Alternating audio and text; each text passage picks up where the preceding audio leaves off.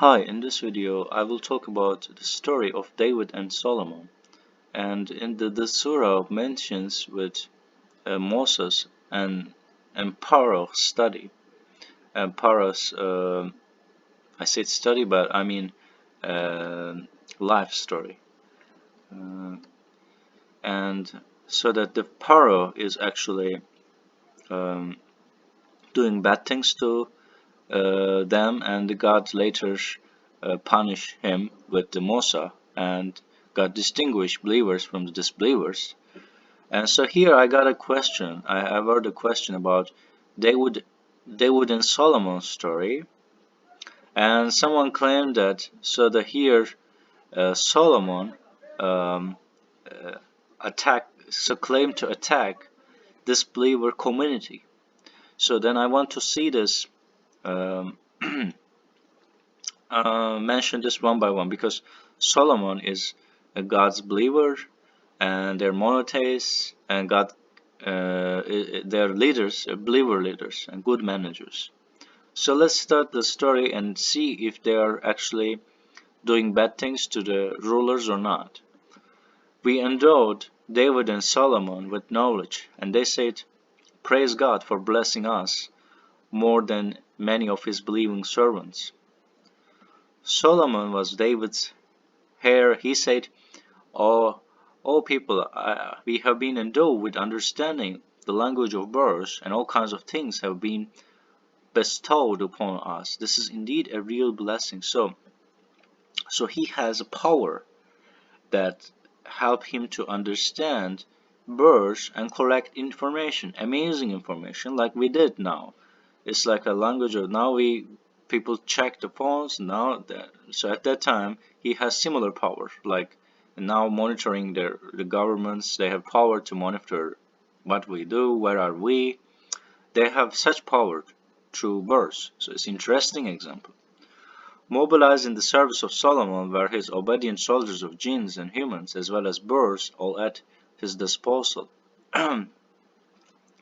So when they approached the valley of the ants, one ant said, you ants, go into your homes, lest you get crushed by Solomon and his soldiers without perceiving." So it shows that Solomon has great knowledge. So one of the ants, so because God gave him power to also to understand the ants, I guess. So we can hear their talk, their speech. So you can imagine that he has great knowledge about everything, and he smiled and laughed at her statement and said, "My lord, direct me to be appreciative of these blessings you have bestowed upon me and my parents, and to do the righteous works that please you. Admit me by your mercy into the company of your high righteous servants." So he is very. So we see that he is a nice person. And to do the righteous works and helping people and being a good leader. He inspected the birds and noted, "Why do I not see the hoop? Why is he missing?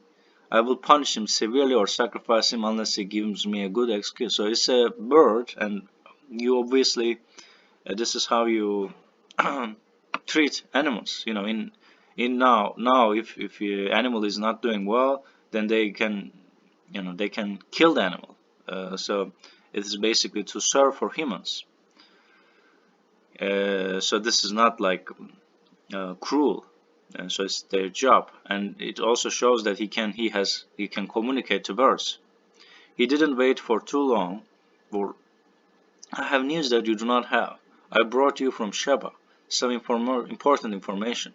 I found a woman ruling them who is blessed with everything and possesses a tremendous palace. I found her and people prostrating before the sun instead of God.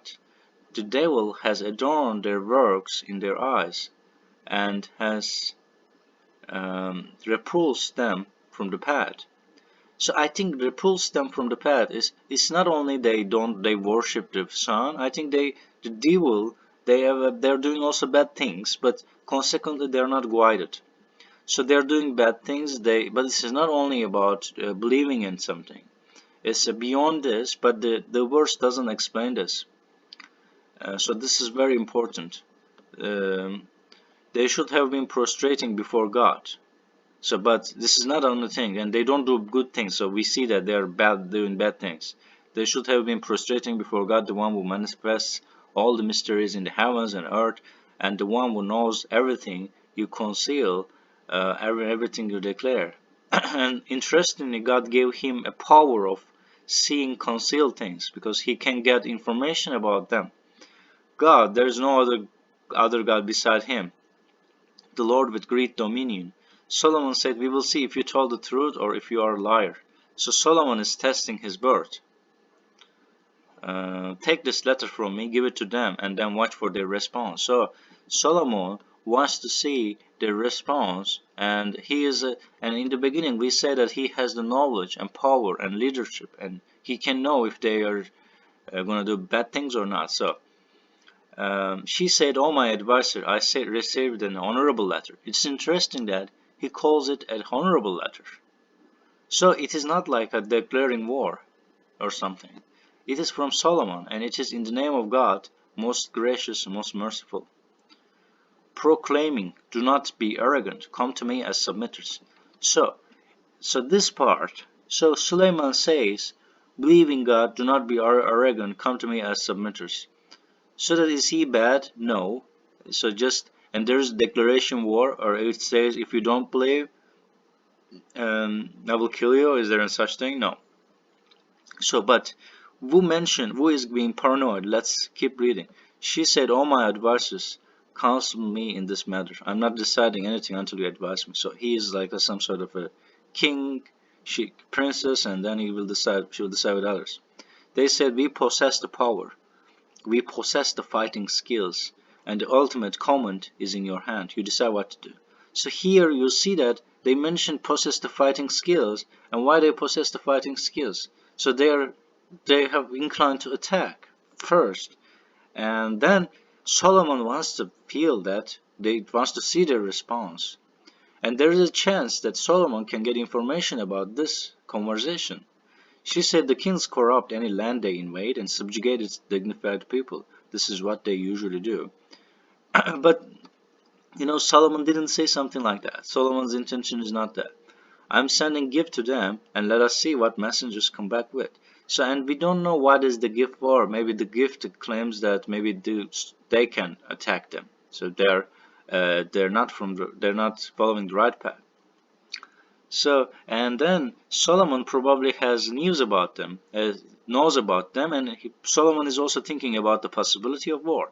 When the Hupi returned to Solomon, and he responded, are you giving me money? What God giving me is far better than what he has given you. You are the ones to rejoice in such gifts. So it tells that like you're a bad person, and you just try to sedate him, lie to him. And he's discussing something different here. She's discussing something different here, but she's sending gifts as a test. And it's quite passive aggressive, and it's like a female thing. Males don't do such things. Females generally use a passive aggressive approach, and it's suitable. Go back to them. We will come down with forces they cannot imagine. We will evict them, humiliated and debased. So, and then to the Hupi he said, go back to them, we will come to them with forces they cannot imagine, we will evict them humiliated and debased, because I think because he believes that they will attack them first. So that's why the giving money is sort of like a maybe declaration of war. It's like something else. Maybe this is just trying to measure them. And also we have to know that the current paradigm at that time, maybe the war is normal thing, and maybe so this is another important thing. There's no agreement, so we see that they can talk to humans is quite uh, previous time and not like now. And let's read further. He said, "O you elders, which of you can bring me her mention before they arrive here as submitters?" One, Afraid from the jinn, said, "I can bring it to you before you stand up. I'm powerful enough to do this." So nowadays we still lack such technology. The one possessed knowledge from the book said, "I can bring it to you in the blink of your eye. This is blessing from my Lord." And when he saw it settled in front of him, he said, "This is a blessing from my Lord." whereby he tests me to show whether I'm appreciative or unappreciative. Whoever is appreciative for his own good. And if one turns unappreciative, then my Lord is in no need for him. He said, remodel her mansion for her. Let us see if she will be guided or continue with the misguided. So his interest is to make her better person, guided or not. So his interest is not like owning his place. It's not like that. When she arrived, she was asked, does your mansion look like this? She said, it seems that it is. This is it. We know beforehand what she was going to do, and we were already submitted. So Solomon said. So Solomon, it clearly says that we know. I already know what you will do, because Solomon even knows that there's a gonna fight between the ants. So that's why it mentions that he will attack if she doesn't believe.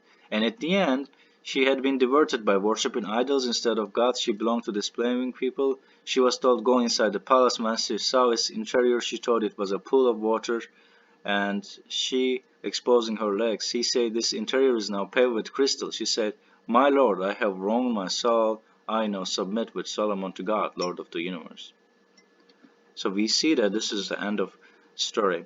So we see that at the end, Solomon has great knowledge, and his knowledge led those people to believe with the God's permission, and uh, and Solomon didn't attack them, and Solomon gave them actually uh, so just communicated them, and we have to understand the time. And it's interesting that the way they do talk is sort of primitive. It's not like today's parodying, because it's a previous time. So in the previous time they talk differently, and it's important. So that's all I want to say in this video, and thanks for watching this video, and hope to see you in the next video.